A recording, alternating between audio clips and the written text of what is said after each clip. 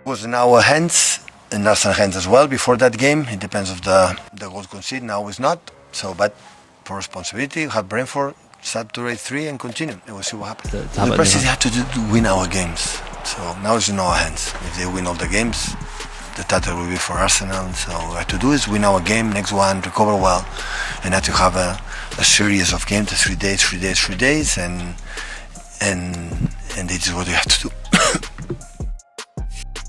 Manchester City's Premier League title ambitions suffered a major setback after a dramatic and chaotic 3-3 draw against Everton, a result that could prove Singh in the race for the trophy.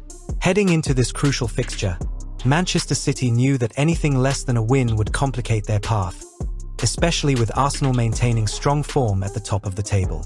For much of the first half, Guardiola's men looked composed, dominant, and fully in control, executing their game plan with precision and confidence. Subscribe to the channel for more updates on the Premier League title race and in-depth football analysis. Yeah, absolute. Yeah. If they lost last night, I think it's game over, finished. But the reason you get a draw, I just feel like it continues. The momentum is there, and you didn't lose. You got something, because at that point you're 3-1 down. Do you want to take 0 or do you want to take 1? You'll take 1. But the problem was, it felt like a defeat still, because they were 1-0 up. Yeah. It should have been easy from there, because it's game management, and it's the little details that Pep Guardiola's high standards demand. And in the little split second, and it's unlucky because a million players, make that little mistake. You try and make a back pass, you try and make a pass, you don't quite connect it right. And I feel for Gay, because he's been brilliant, but it's so hard to take for Manchester City, because 2-3 little mistakes in a comfortable game, and all of a sudden it's, whoa, we might lose the league here. Their attacking movement was fluid, their pressing effective, and their control of possession overwhelming, culminating in a deserved breakthrough just before halftime when Jeremy Doku produced a moment of brilliance in the 43rd minute to give City the lead and seemingly put them on track for a crucial victory. However, football often punishes complacency, and the second half unfolded in a way that few could have predicted. Everton emerged from the break with renewed energy, aggression, and a direct style that disrupted City's rhythm entirely. What followed was a devastating 14-minute period that completely turned the match on its head. Between the 68th and 81st minutes, City's defense crumbled under pressure, conceding 3 goals in quick succession. Substitute Thierno Barry became the unexpected hero for the home side, scoring twice and causing constant problems with his physical presence and movement, while Jacob Ryan added a powerful header that left City stunned. In the blink of an eye, a comfortable 1-0 lead had turned into a shocking 3-1 deficit, exposing a vulnerability that has increasingly crept into City's performances this season. Despite the collapse, City showed resilience and refused to surrender. Erling Haaland quickly pulled 1 goal back, reigniting hope and setting up a tense finale. As the clock ticked into stoppage time, it seemed Everton would hold on for a famous victory. But Doku once again stepped up with a stunning individual effort in the 97th minute to secure a dramatic 3-3 draw.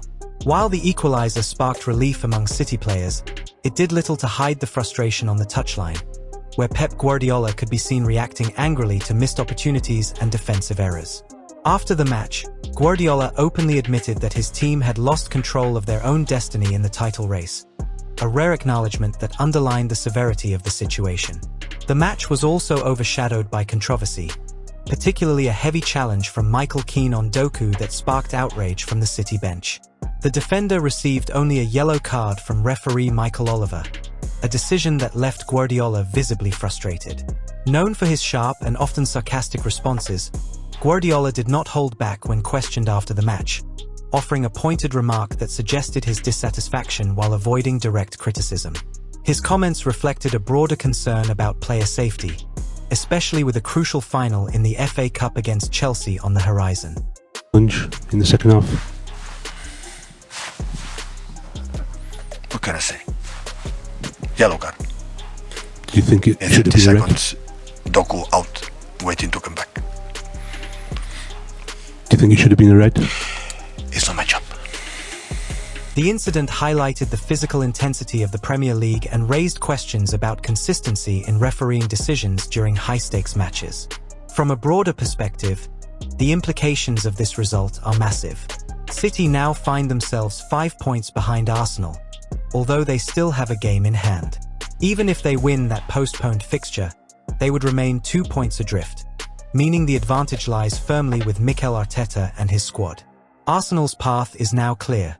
Win their remaining matches, and the title is theirs, regardless of what City do. This shift not only changes the mathematical equation but also introduces a psychological edge for the London club, who are chasing their first league title since 2004. For City, the pressure has intensified, and their margin for error has completely disappeared. Another worrying trend for Guardiola is his team's inability to close out matches.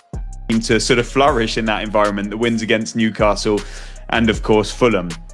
But City really will be kicking themselves tonight. Yeah, Pep Guardiola was composed in his interview there, and he kept saying how well his team played, but I didn't think they did at all. They had the dominance in the first half, but the way they let Everton back into it, and if it wasn't for Doku's heroics, and he's been brilliant this season, his best season in a City shirt, then they would have been staring at an even bleaker situation. So the title race still has a few twists and turns to run, I feel, but Arsenal are firmly in the driving seat. There are no excuses now, and they'll be ruining it if they don't see it over the line. Yep, absolutely. Back page of the Mirror, that's gonna hurt, is their headline. Pep's title hopes take huge hit as Gay clangor. The draw against Everton means City have now dropped 12 points from winning positions since the start of the year, a statistic that could ultimately define their season. In a league as competitive as the Premier League, such lapses are often the difference between champions and runners-up. Defensive lapses, loss of concentration, and failure to manage key moments have all contributed to this pattern, raising questions about whether fatigue or complacency is beginning to affect the squad during this sing phase of the campaign. Looking ahead, the fixture list offers both opportunity and danger. Manchester City still have to face Brentford, Crystal Palace, Bournemouth, and Aston Villa in their remaining league matches, alongside the FA Cup final at Wembley. Arsenal, on the other hand, will take on West Ham United, Burnley, and Crystal Palace, fixtures that on paper appear manageable but still demand full focus. Goal difference could also become a decisive factor if the teams finish level on points, with Arsenal currently holding a slight advantage, though City have scored more goals overall. Only if both points and goal difference are identical would head-to-head results come into play, where City hold a slight edge. As the season approaches its climax, the balance of power has clearly shifted. What once seemed like another inevitable title run for Guardiola's side has transformed into a tense and uncertain battle, where perfection is required and even that may not be enough. Manchester City must now win every remaining match and hope for a slip from Arsenal, while maintaining focus across multiple competitions.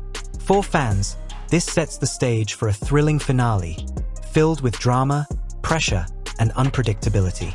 The Premier League title race is far from over, but for the first time in a long while, Manchester City are no longer in control, and that reality could define the outcome of the entire season.